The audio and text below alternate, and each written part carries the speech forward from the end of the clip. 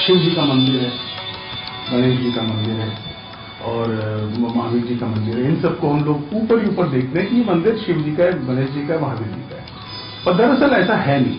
ये मंदिर को अगर गौर करके देखेंगे, दरवाजा खोल के अंदर की कॉपी किताब झांकेंगे तो ये पता चलेगा कि फला आदमी का ट्रस्ट का मंदिर है और वो फला आदमी ने बनाया।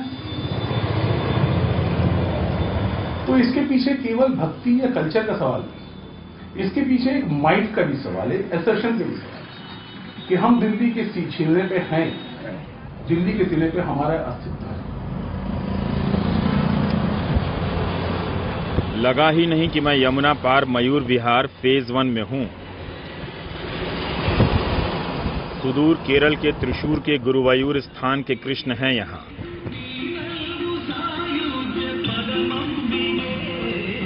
माइग्रेशन, प्रवास ने दिल्ली को कई तरीके से समृद्ध किया है, दिल्ली को हिंदुस्तान बनाया है। यही वजह है कि आप दिल्ली को बिहार की नजर से देख सकते हैं, केरल की नजर से देख सकते हैं, हिमाचल की नजर से देख सकते हैं, उत्तराखंड, गोवा की भी नजर से देख सकते हैं। उदारीकरण ने पिछले 20 सालों में प्रवास की प्रक्रिया को काफी तेज किया है और दिल्ली की आधुनिकता में अपने अपने तरीके से हस्तक्षेप करने की कोशिश की है। अलग अलग राज्यों से अपनी अपनी जड़ों से उजड़कर लोग यहां बसने आए तो उनके पीछे पीछे उनकी जड़ें पहुंच गईं। मैं केरल में नहीं हूं, दिल्ली में हूं।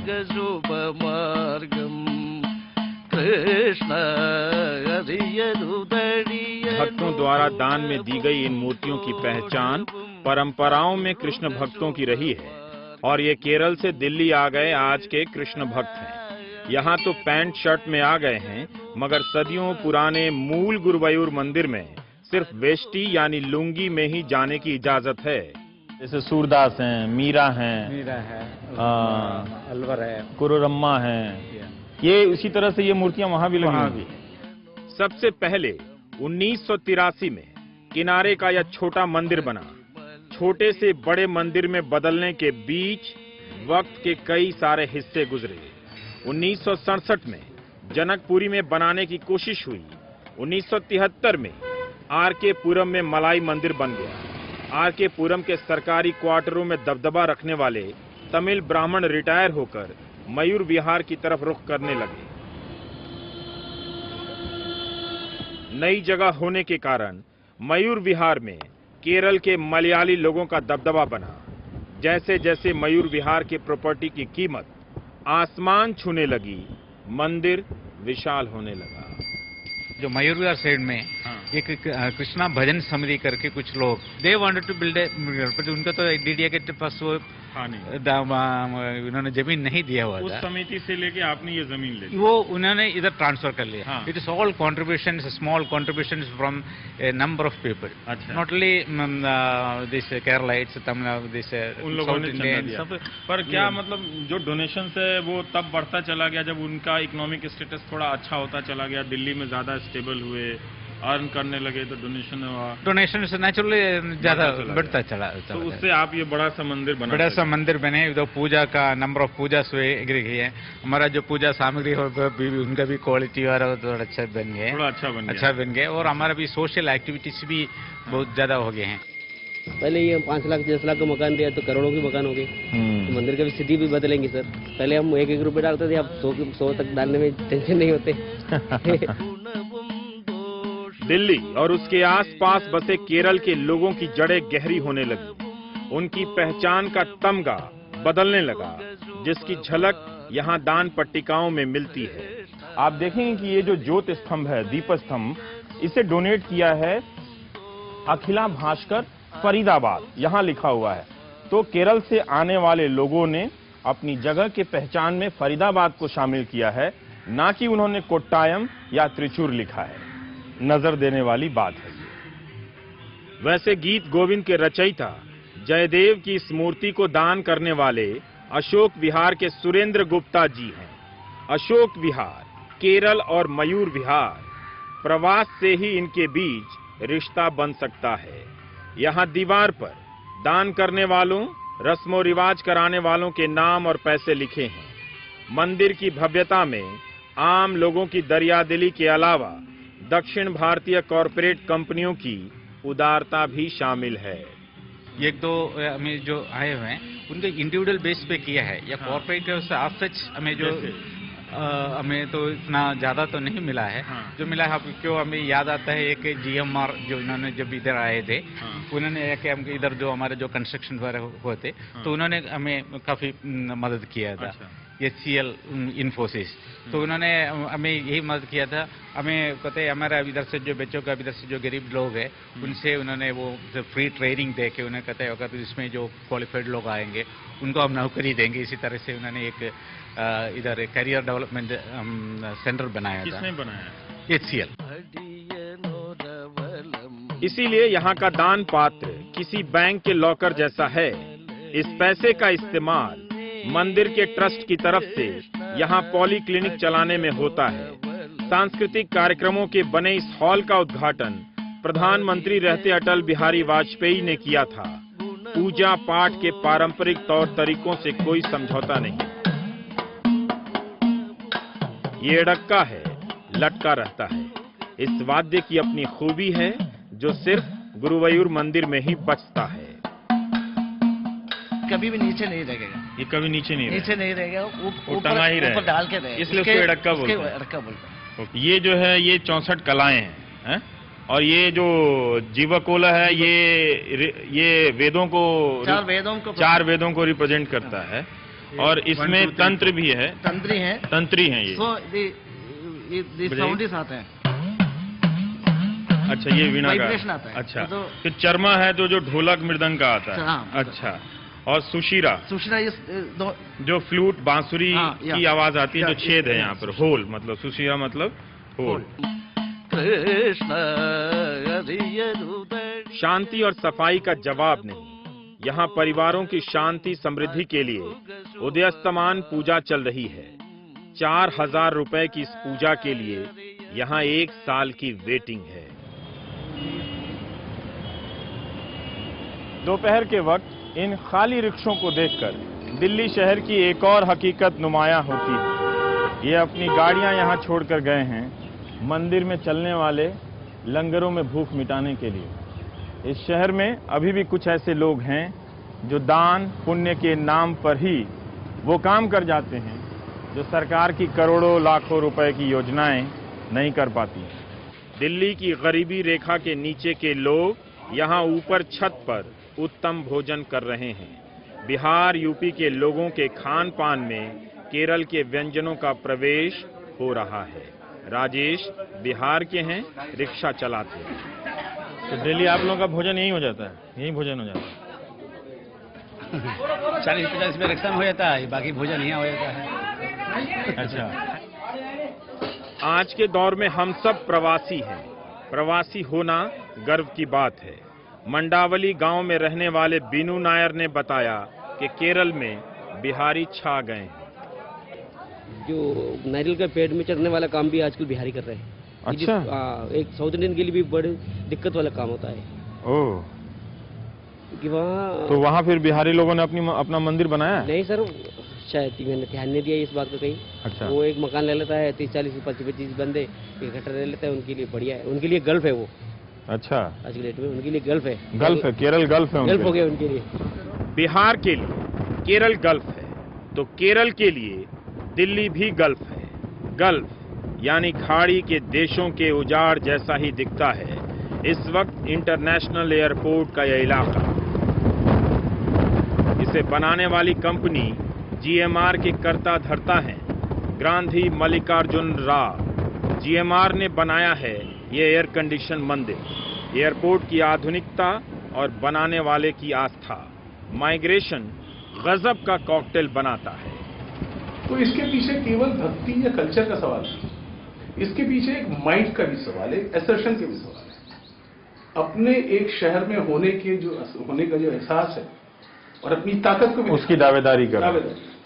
तो इसलिए केवल कह देना कि काली मंदिर हिंदू मंदिर है तो उसको पूरा करना पड़ेगा। काली मंदिर हिंदू मंदिर है, बंगाली द्वारा बनाया और संचालित किया गया है। ये अगर कहेंगे कि जगन्नाथ मंदिर उड़ीसा के लोगों का है, हिंदू मंदिर है, तो गलत होगा। ये कहेंगे हिंदू मंदिर है, उड़ीसा के लोगों द्वारा चला होगा। घूमते घामते मैं यहां आ गया कोटला मुबारकपुर। बिल्डिंग और बाथरूम मटेरियल के मामले में पुरानी दिल्ली के चावड़ी बाजार के मुकाबले दक्षिण दिल्ली के कोटला की पहचान उड़िया लोगों की भी देन है। उड़ीसा के प्रवासी मजदूरों ने प्लम्बिंग और राजमिस्त्री के काम में अपनी धाक जमाई। उन्हीं की तरक्की और कोशिशों का नतीजा है त्यागराज नगर का ये जगन्नाथ मंदिर।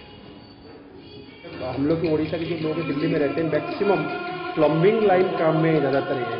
अच्छा। बाकी कोई मेसन के काम में, प्लम्बिंग काम में, इस टाइप के लोगों के थ्रू से ये बिल्डअप हुआ है और धीरे धीरे फिर सबकी जो मदद लेना पड़ता है अफसर लेवल में, जहाँ जरूरत पड़ा वो लिया गया। 1967 में यह मंदिर काफी छोटा बना था। उड़िया लोगों की तरक्की के साथ साथ 1997 तक आते आते विशालकाय हो गया। मंदिर के स्टाफ के लिए गुलाबी कमीज और काली पतलून का ड्रेस कोड है। आम उड़िया यात्रियों के लिए धर्मशाला और यहां छत पर सांस्कृतिक कार्यक्रमों के लिए खुली जगह। और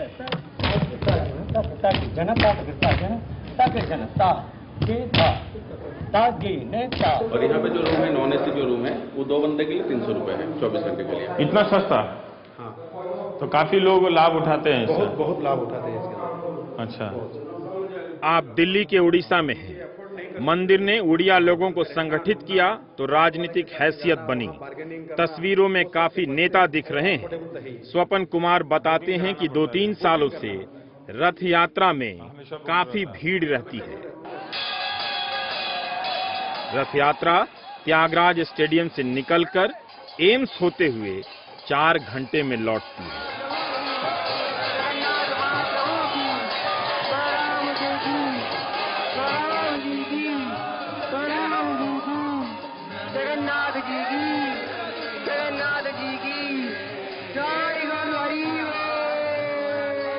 पिछले 2-3 सालों से रथ यात्रा में मतलब हमारे यहाँ पे जो हम भी कभी सोच नहीं सकते थे, मैनेजमेंट कभी सोच नहीं सकते कि इतने लोग यहाँ पे आएंगे, इतनी संख्या में लोग आएंगे। गुड़गांव से, गाजियाबाद से, रोहिणी से, बल्कि वहाँ पे भी मंदिर है। 2000 करीब उड़िया तो कोटला में ही रहते हैं। बाकी आसपास के जहाँ भी उड़िया रहते हैं सबको जान पाएगा। अभी हो गया, इंटरनॉलेज में आ गया कि यहाँ पे मंदिर है, ये फैसिलिटी मिलता है। पूजा प्रोग्राम जो हमारे उड़ीसा में मंदिर में जो प्रोग्राम होता है यहाँ पे वही प्रोग्राम यहाँ भी होता है। मयूर विहार में ही डीडीए के दिए 2.5 एकड़ जमीन पर भागवत धाम बन रहा है। शिव पार्वती की प्रतिमा में प्राण प्रतिष्ठा चल रही है।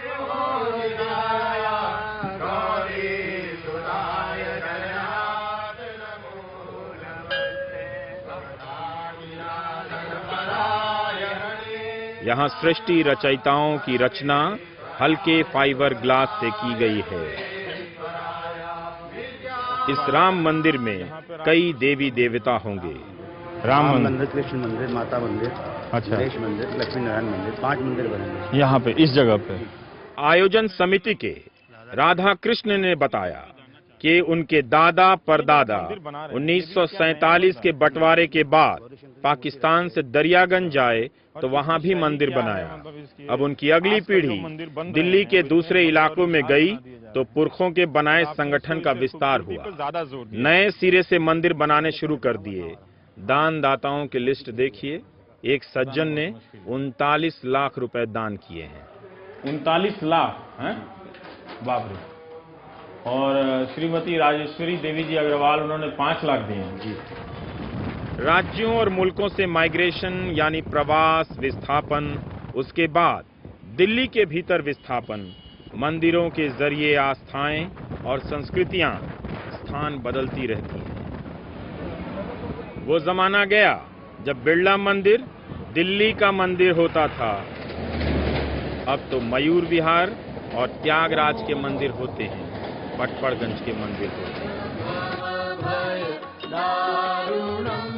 एशिया लेवल के भगवान, इंडिया लेवल के भक्त। रवीश की रिपोर्ट का क्या लेवल है? ब्रेक के बाद।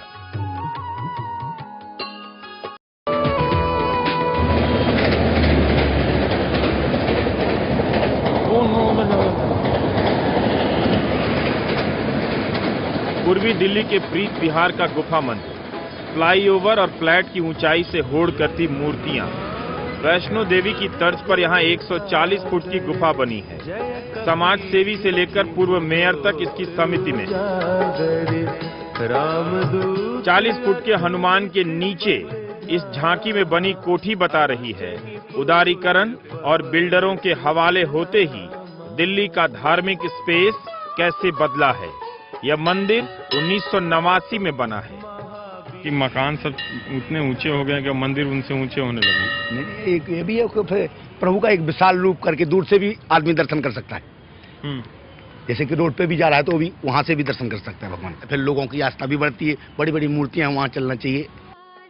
आस्था अपना रूप बदलती है, झांकी लगाकर लोगों को बुलाती है।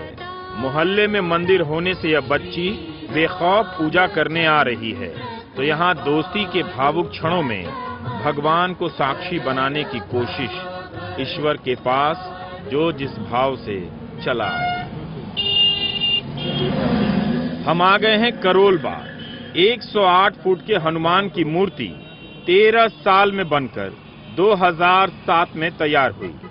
14 फुट का तो सिर्फ हाथ है जो फाइबर का बना है। 90 का दशक यहाँ भी है। हनुमान की यह मूर्ति मेट्रो के होते हुए भी लैंडमार्क है। सीने के सामने से गुजरती मेट्रो और नीचे जेब्रा क्रॉसिंग पर लंगर के लिए भागे जा रहे बीबी बच्चे। सारे भक्त अभी मालामाल नहीं हुए। एशिया लेवल की मूर्तियों का दौर। करोल बाग और रोहतक रोड से ही एशिया देख लेने का सपना। बसंत गांव के 50 फुट के हनुमान की मूर्ति 1996 में बनी। यह मूर्ति संत प्रभुदत्त ब्रह्मचारी की देन है, जिन्होंने कभी फूलपुर से जवाहरलाल नेहरू के खिलाफ चुनाव भी लड़ा। इस मंदिर में कॉरपोरेट जगत की कई हस्तियां शीश नवाते दिखी। जेपी ग्रुप के मुखिया मंदिर के ट्रस्टी हैं। महाराज जी का आश्रम इलाहाबाद झूसी में भी है, बहुत बड़ा आश्रम, तो आपको आश्रम जैसा आश्रम लगेगा। लेकिन यहाँ सब आधुनिकता है। यहाँ मतलब अब दिल्ली के मंदिरों में काफी आधुनिकता आ गई। हाँ, बहुत। प्रतिमा की ऊंचाई के कारण रोज का श्रृंगार नहीं हो पाता, इसलिए नीचे हनुमान की छोटी प्रतिमा भी है। बवाना का यह लोकप्रिय हनुमान मंदिर भी उदारीकरण के दौर में साधारण से भव्य हुआ है।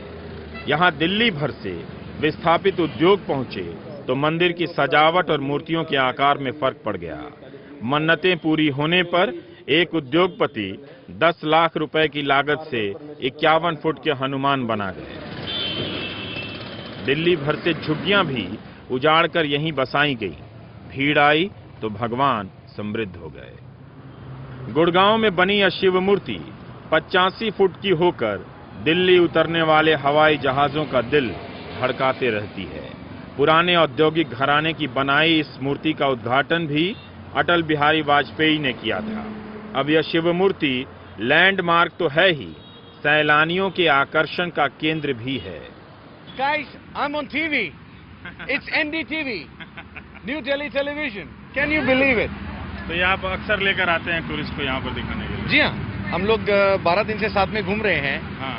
तो हिंदू मिथोलॉजी के बारे में हमने काफी बातचीत करी है। अच्छा। तो सब लोग को मंदिर देखना था, मैंने कहा कुछ अलग से हटके कुछ चीज दिखाऊंगा। मुझे पर्सनली अलग से हटके है ये जो। बिल्कुल। भगवानों की खोज हो रही है। हर साल नए नए भगवान लाए जा रहे हैं या फिर भक्तों को भक्त होने की ट्रेनिंग दी जा रही है। दक्षिण भारतीय शैली भी है, उत्तर भारतीय शैली भी है इसमें। अशोक भौमिक ने इस प्रक्रिया पर जो टिप्पणी की, गौर कीजिएगा। भाग्य और नियति के चलते यहाँ पे देवता काम आते हैं, और वो पुराने देवता अब नहीं काम आते, वो तो साल में एक बार आते हैं। पर अब गौर करेंगे जो ये नए देवता हैं वो नियमित हैं। वो नियमित आपके मोहल्ले में आके देखेंगे इतवार को साईं भजन हो रहा है। मैं साईं बाबा के अगेंस्ट में नहीं जा रहा हूँ, जिनकी विश्वास है उस पर भी नहीं, तो गौर इस बात पे करना चाहिए कि हमारा पूरा फोकस उस नियतिवाद के ऊपर है। आगे की कहानी दिल्ली के देवता पार्ट 2 में अगले शुक्रवार 9:30 बजे। भक्तों की दुनिया में बदलते भगवानों की कथा अभी बाकी है।